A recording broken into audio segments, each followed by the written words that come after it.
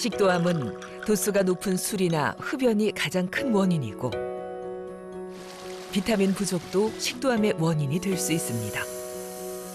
그리고 우리가 흔히 간과하기 쉬운 것이 있는데요. 바로 뜨거운 음식입니다.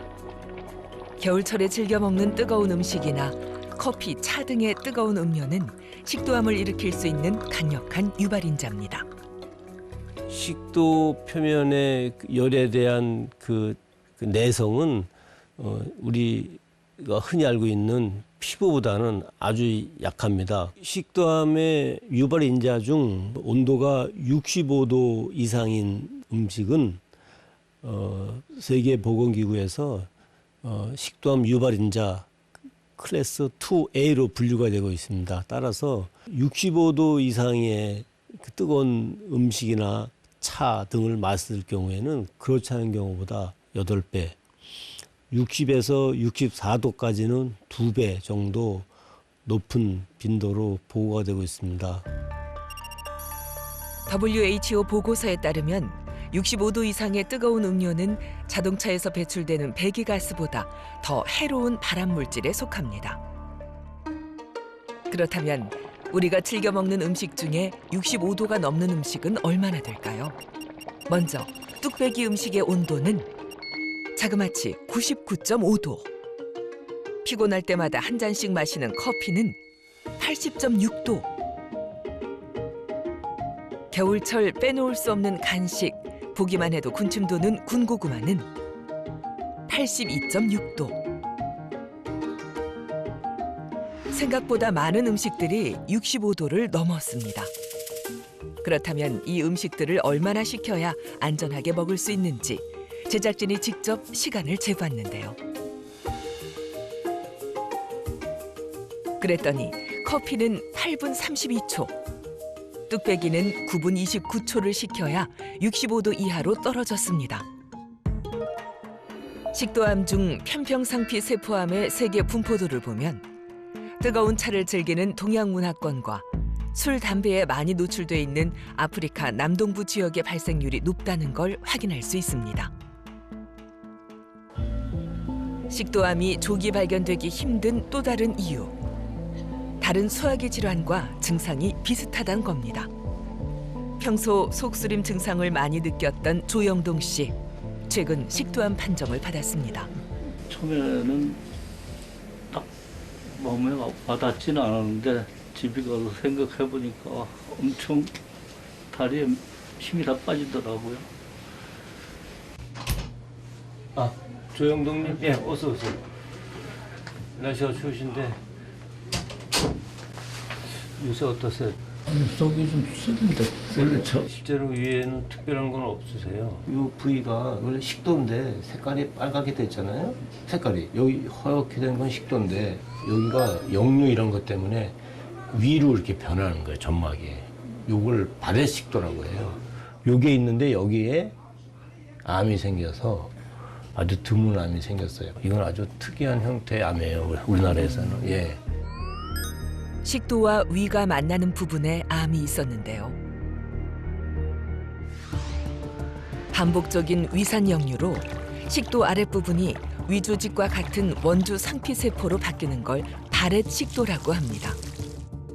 이 발해식도가 변형되어 암이 되는 걸 식도암 중 선암으로 분류하는데요. 식도암 중 선암은 비만과 역류성 식도염 환자가 많은 북미, 유럽, 호주 등에서 많이 발생하고 있습니다. 우리나라도 최근 서구형 식습관으로 역류성 식도염 환자가 늘어나면서 식도암 중 선암 환자가 늘어나고 있는 추세입니다.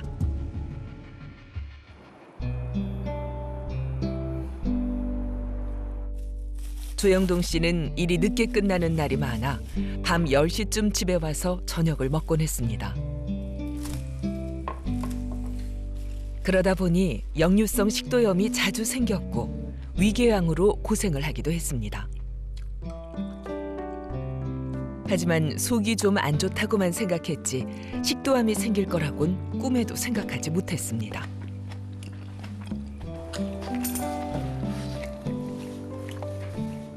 식도암 판정을 받은 뒤론 뜨거운 음식도 일절 입에 대지 않고 식혀 먹습니다.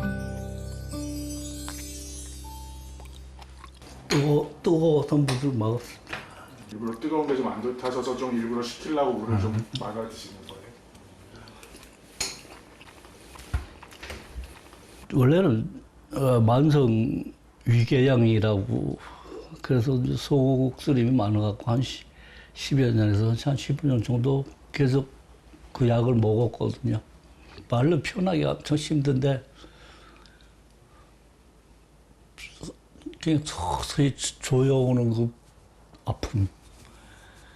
한마디로 한꺼번에 아픈 게 아니라 서서히 이렇게 조금씩. 그저 속 쓰린 거라 생각해 약국에서 약만 사다 먹어왔다는 조영동 씨. 조금만 증상에 신경 쓰고 역류성 식도염을 치료했더라면 식도암까지 걸리진 않았을지도 모릅니다. 식도암 증상은 속쓰림과 가슴 통증, 그리고 기침이나 목에 이물감 등이 있는데요. 다른 질병의 증상과도 유사해 혼동하기 쉽습니다.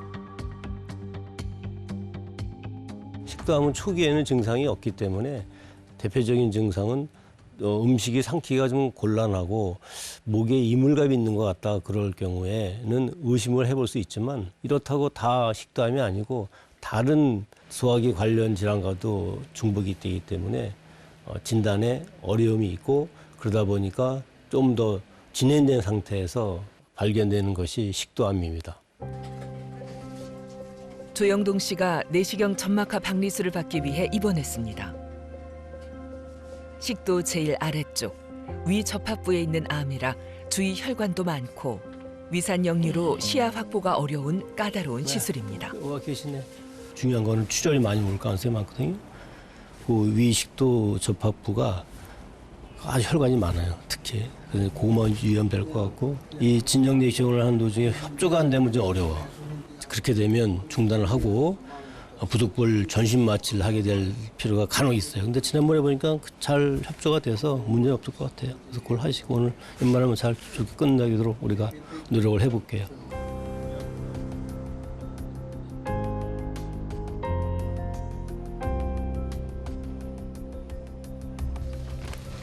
조영동 씨는 수면 상태로 시술을 받았습니다. 환자가 움직일 경우 위험해질 수 있기 때문에 매 순간 면밀히 살피며 시술을 해야 합니다.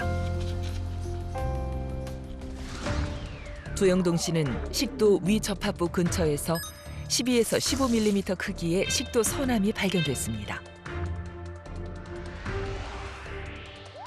다행히 암이 점막층에만 있어 내시경 시술이 가능했는데요. 위접합부 시술은 위산의 역류로 시야 확보가 어렵기 때문에 고난이도 시술에 속합니다.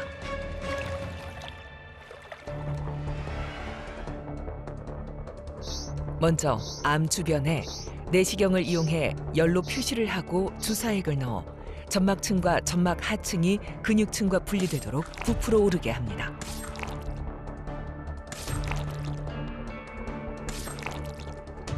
그리고 내시경 끝에 있는 칼을 이용해 암 주변을 동그랗게 자른 뒤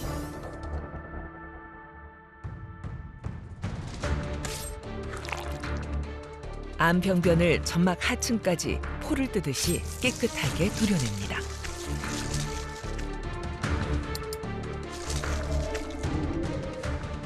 그래도 움직여줘.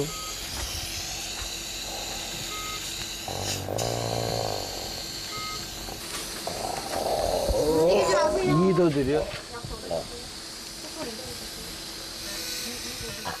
수면 마취 상태라 환자가 과하게 움직이면 시술이 어려워집니다. 이제 표시한 암을 잘라낼 차례. 암병변을 절제하자 절제된 암병변에서 피가 흘러나와 내시경 시야가 좋지 않습니다.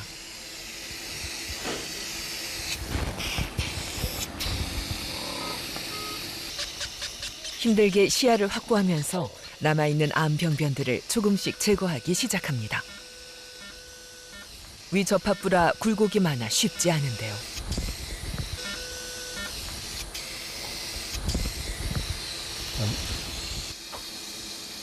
드디어 암병변을 전부 제거하는 데 성공했습니다. 자, 수고했어요. 자, 끝. 그 좀 줘봐. 위 접합부여서 암이 조금만 더 깊이 파고들었어도 식도는 물론이고 위까지 다 제거했어야 하는 상황. 식도암의 연령별 분포를 보면 50대부터 급증하는 걸 알 수 있는데요. 50대 이상 고령의 남자, 그리고 술과 담배를 좋아하고 비타민 섭취가 부족한 사람들이 고위험군입니다.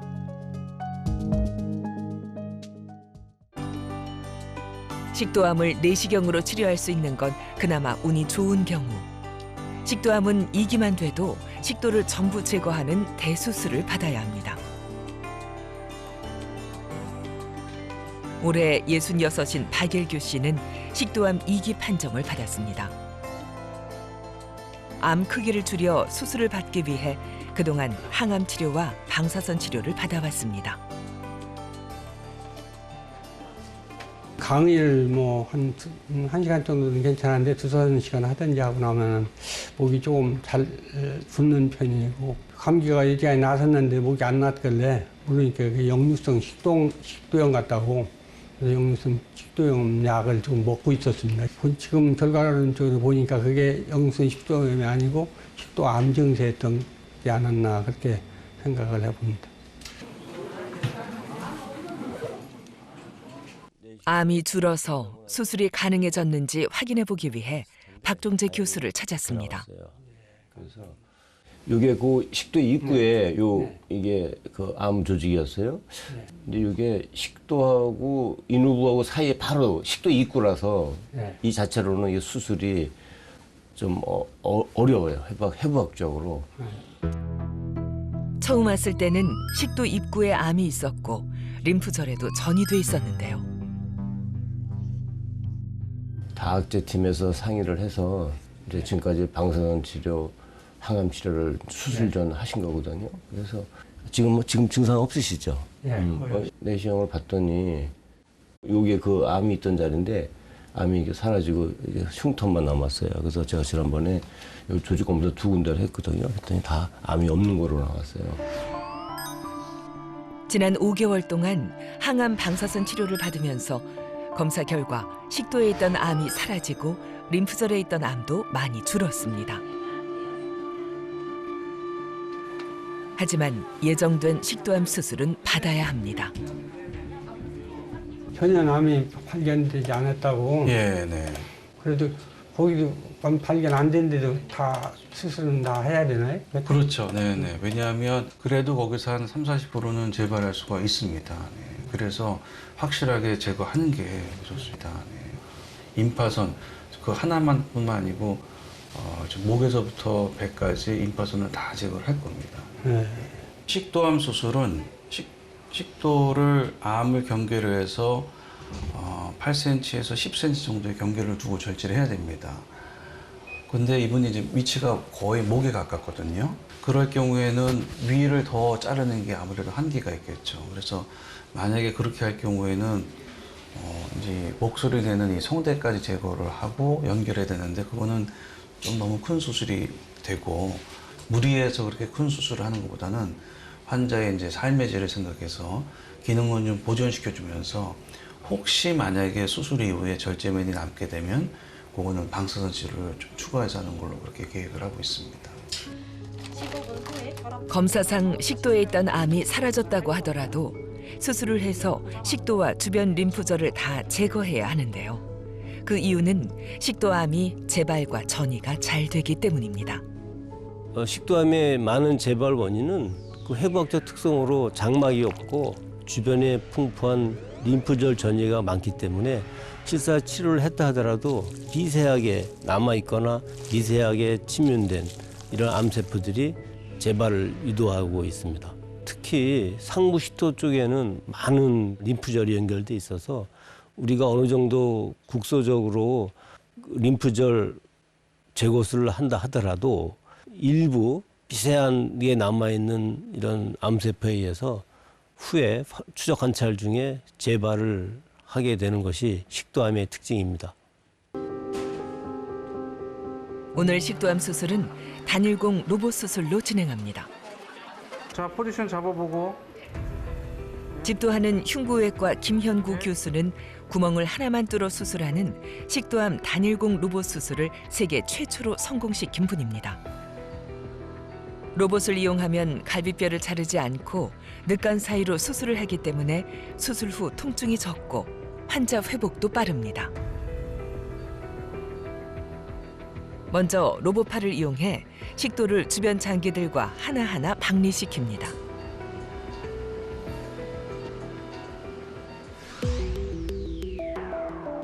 박일규 씨의 암은 식도 윗부분에서 발견됐는데 가로 세로 3.4cm 크기로 근육층까지 침범한 데다 주변 림프절까지 전이되어 있었습니다. 먼저 옆구리에 구멍을 내고 로봇팔로 식도를 주변 장기들과 하나하나 박리시킵니다. 식도를 제거하기 위해 미리 준비를 해놓는 겁니다.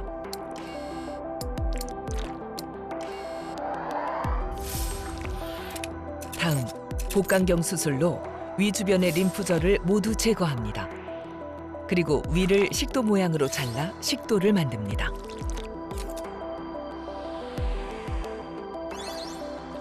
마지막으로 목을 절개해서 식도와 식도 주변의 림프절을 제거한 뒤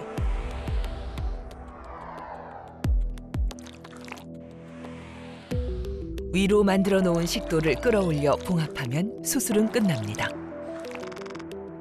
몸을 3군데나 열어야 하는 대수술입니다.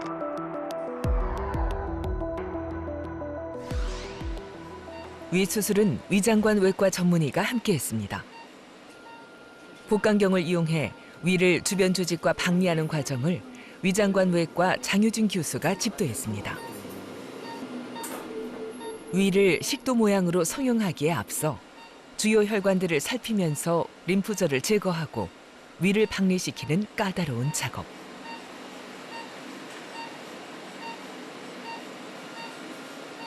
다시 흉부외과 김현구 교수가 수술을 이어봤습니다. 자, 그라스퍼 2개. 주변 장기들과 분리된 위를 몸 밖으로 꺼내 식도 모양으로 자르는데요. 문합기를 이용해 자르는 동시에 봉합하고 혈류가 잘 통하는지 확인합니다. ICG 준비됐나요? 위를 이용해 25cm 정도 길이로 식도를 만들고 나면 이제 목을 절개할 차례입니다.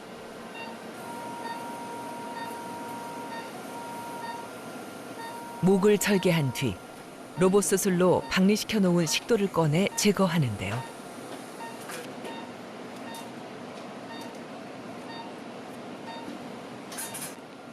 이렇게 식도를 제거하고 위로 만든 새로운 식도를 연결하면 수술은 끝나게 됩니다. 기본적으로 식도암 수술을 하게 되면 음식을 저장하고 소화시키는 위를 식도 대양으로 쓰기 때문에 그래서 저장 공간이 상당히 많이 줄게 되죠. 따라서 이전처럼 하루 세끼 식사를 하신다라고 생각하시기보다는 소량으로 여러 번에 걸쳐서 나눠서 드셔야지만 소화가 가능하다. 그 다음에 위하고 식도 사이에는 괄약근이 있어서 우리가 음식 먹으면은 역류가 안 되는데 지금 그 괄약근이 같이 사라지기 때문에 그래서 음식을 드시고 만약에 조금만 놓으시면 그 음식이 왔다 갔다 역류 현상이 심할 수 있습니다. 그래서 수술 이후에는 식사하시고 나서 최소 3시간 동안은 눕지 마시고 좀 운동하셔야 되고 주무실 때도 가능하면 상체를 좀 세워야 되고 그래야지만 역류를 방지할 수 있습니다. 수술 후 박일규 씨는 중환자실에서 일주일 집중 관찰을 받게 됩니다. 식도암 수술을 하면 합병증이 생길 수 있기 때문입니다. 식도 문합 부위에 누출이 생기거나 문합 부위가 좁아지는 협착이 생길 수 있는데요. 문합 부위 협착이 심할 경우 협착 부위를 넓혀주는 풍선 확장술을 받아야 합니다. 또 식도암 수술 도중 기관지와 식도 사이를 지나가는 되돌이 후두 신경이 손상돼 마비가 일어날 수 있는데 이로 인해 목이 쉬거나 살에 들린 증상이 생길 수 있고 심하면 음식물이 폐로 들어가 흡입성 폐렴이 올 수 있습니다. 이 밖에도 수술 직후 심방세동과 부정맥 같은 치명적인 합병증이 발생할 수 있기 때문에 식도암은 무엇보다 조기 발견이 중요합니다.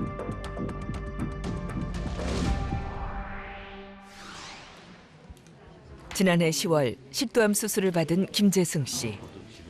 림프절에 암이 전이돼 항암 치료를 받고 있습니다.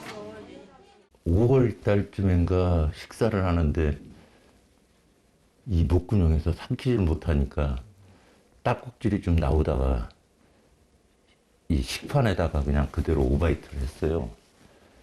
그래서 한번 일시적으로 그런 줄 알고 수습하고 나왔는데 조금 지나서 또 보니까 그런 일이 또 생기더라고요. 그래가지고 위 내시경을 했는데 선생님께서 끝나자마자 큰 병원 빨리 잡으라고 조직검사 해가지고 하는데 100% 암이다 그래가지고 그래서 이쪽으로 오게 됐습니다. 암으로 인해 식도가 거의 막힐 정도였습니다. 김재승 씨는 10년 넘게 건설 현장에서 일해왔습니다. 뜨거운 커피를 하루 10잔 정도 마시고 담배도 많이 피웠다고 합니다. 가장 후회되는 건 바쁘다는 핑계로 건강검진을 제때 받지 않고 미뤄온 건데요. 음식을 삼키기 힘들어 병원에 왔을 땐 이미 식도암 3기로 림프절까지 여러 군데 전이된 상황이었습니다. 예. 아이고 들어오세요. 어서 오세요.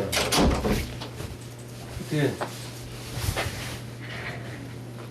지금 수술 받으시고 항암 중이시죠? 예, 그렇습니다. 몇 번 남았어요? 아직 한 몇 번 더 해야 돼요? 어제 것까지가 2주 단위로 3번 맞았으니까 1세트인가. 아직 예. 예, 그럼 알겠습니다. 어떠세요? 이 상태는?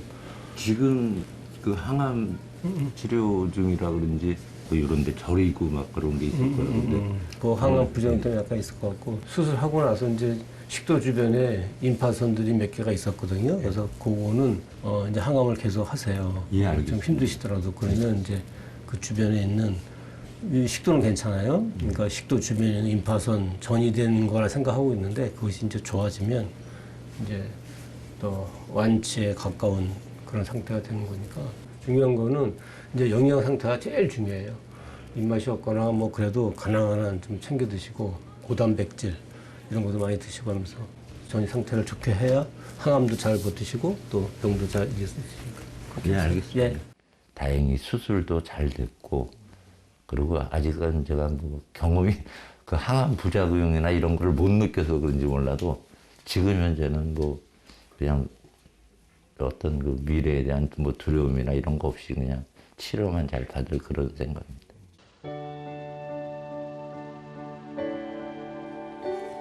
다행히 항암 부작용이 심하지 않아 식사하는데 큰 어려움은 없습니다. 그래도 위로 식도를 만들어 위가 사라지다 보니 식사량은 많이 줄었습니다. 예전엔 일하느라 끼니를 자주 거르곤 했는데 이젠 끼니를 거르지 않고 제때 잘 챙겨 먹으려 하고 있습니다.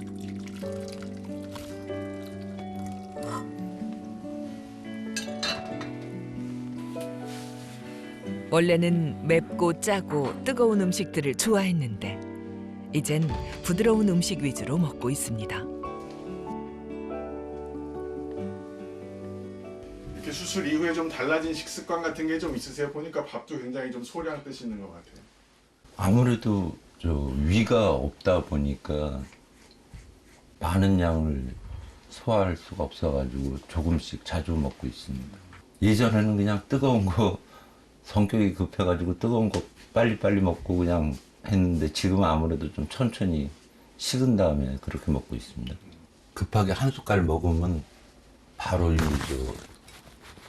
식도에서 걸려가지고 바로 토하게 되더라고요. 그러다 보니까 가능한 한 그냥 뭐 숫자 센다는 그런 식으로 천천히 먹으려고 노력하고 있습니다. 예전에 비하면 식사량이 4분의 1로 줄었는데요. 그래도 음식을 아예 삼킬 수 없었는데 이제는 음식을 삼킬 수 있게 되어 감사하게 생각하고 있습니다.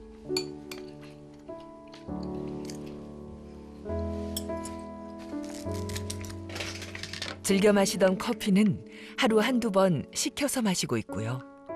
영양 섭취가 제일 중요하다고 해서 영양 음료를 따로 챙겨 마시고 있습니다. 일단은 잘 먹어야 된다고 하고 이게 병원에서 하루에 2번 처방이 내려왔고 그다음에 그거 갖고도 안 돼가지고 제가 따로 영양 케어인가 하는 그것도 구입해서 먹고 있습니다.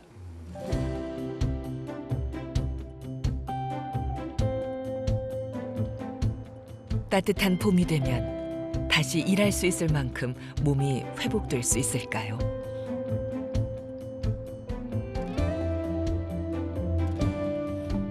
처음 식도암 수술을 받은 후엔 몸을 움직이는 것조차 힘들었다는 김재승 씨. 이젠 아침 저녁으로 운동을 할 수 있을 만큼 몸이 회복됐습니다. 동네에서는 한 5분 걸어 다니는 것도 힘들더라고요. 근데 10월 말에 퇴원하고 나서 걷는 걸 좋아하다 보니까 조금씩 연습하니까 한두 시간 걷는 데는 전혀 체력에 무리가 없는 것 같습니다.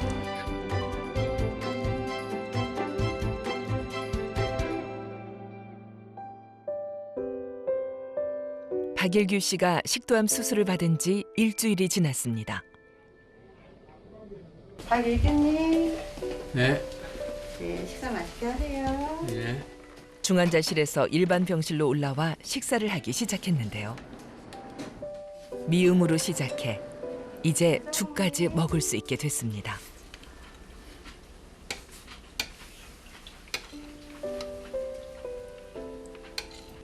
삼일째 지금 연수 중 먹는 거 연수 중입니다.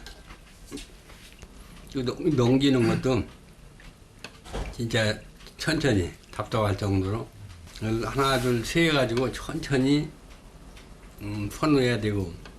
수술 전에는 걱정이 많았는데 수술 후에 경과도 좋고 먹는 것도 뭐 지장 없이 넘기고 하니까 걱정이 이제 많이 없어졌어요. 저보다 제가 이렇게 일어나서 먹고 나니까 저보다 더 좋아하더라고요. 수술을 잘 못해가지고 그래도 오늘 방송이니까 해야 되겠네요. 많이 사랑합니다. 잘 견뎌줘서 고맙죠. 힘든 수술을 잘 견뎌낸 박일규 씨. 앞으로 가족들의 간절한 바람대로 건강을 회복하는 일만 남았습니다. 현재 우리나라 식도암의 생존율은 얼마나 될까요? 식도암 5년 생존율은 과거 15.7%에서 최근 42.8%로 많이 좋아졌습니다. 국가 건강검진을 통한 조기 발견이 늘어났기 때문인데요. 하지만 여전히 다른 암에 비해 생존율이 낮은 편입니다. 식도암은 소화기 암 중에서 가장 예후가 안 좋은 암 중에 하나입니다. 식도암은 위암보다 훨씬 진행 속도도 빠르고 사망률이 높은 치명적인 암이기 때문입니다. 식도암을 조기 발견하는 가장 좋은 방법은 우리나라에서는 국가 암 검진 사업으로 2년마다 한 번씩 위 내시경을 하게 되니까 이때 꼭 식도가 문제가 없는지 30초만 살펴봐 주세요라고 부탁을 하든 아니면 시술하는 저희들이 30초 이상 환자를 위해서 잘 식도를 관찰해 주자 이렇게 하게 되면 예후가 안 좋은 식도암을 얼마든지 조기에 발견할 수 있습니다. 위 내시경을 할 때 식도를 잘 봐달라고 부탁하는 거와 또 위 내시경을 할 때 식도를 30초 이상 잘 관찰하자 꼭 기억하십시오.